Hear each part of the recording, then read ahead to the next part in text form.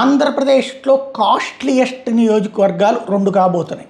ఒకటి నెల్లూరు పార్లమెంటు, రెండవది వచ్చేటప్పటికి అనకాపల్లి పార్లమెంటు.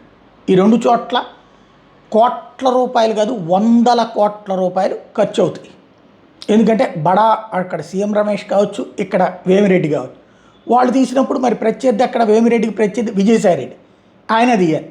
ఇక్కడ బూడి ముత్యాల నాయుడు, మరి ఆయన దగ్గర అంత డబ్బులు ఉన్నాయి, లేకపోతే జగన్ తీస్తారా చూడాలి. బట్ ఈ 2 చోట్ల కూడా మామూలు ఎక్స్పెక్టేషన్ కాదు. వాళ్ళు కోటీశ్వర్లు అవ్వడం వల్ల వందలు కాదు వేలల్లోనే ఎక్స్పెక్ట్ చేస్తున్నారు. ఈ 2 కాస్ట్లీయెస్ట్ అవుతాయి. అలాగే పిఠాపురం విషయంలో కూడా అంతే.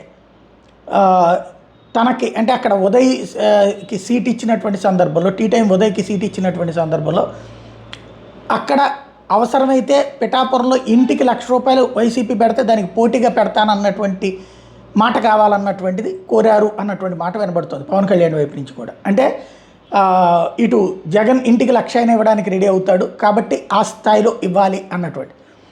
అందుకు సానా సతీష్ అంగీకరించకపోవడం వలన ఈయన నేను చేస్తానంటం వల్ల ఇచ్చారు అన్నటువంటి మాట వినబడుతుంది. అదే నిజమైతే ఇది జస్ట్ ప్రచారం మాత్రమే జరుగుతుంది. ఎందుకంటే ముందు సానా సతీష్ అంతా అయిపోయాక చివరి నిమిషంలో మార్చేసి ఉదయం పెట్టినందువలన ఈ డౌట్ వస్తుంది. ఇప్పుడు ఆ స్థాయిలో అయితే మాత్రం అది కాస్ట్లీయెస్ట్ నియోజకవర్గం అవుతుంది అసెంబ్లీ ఎన్నికల్లో.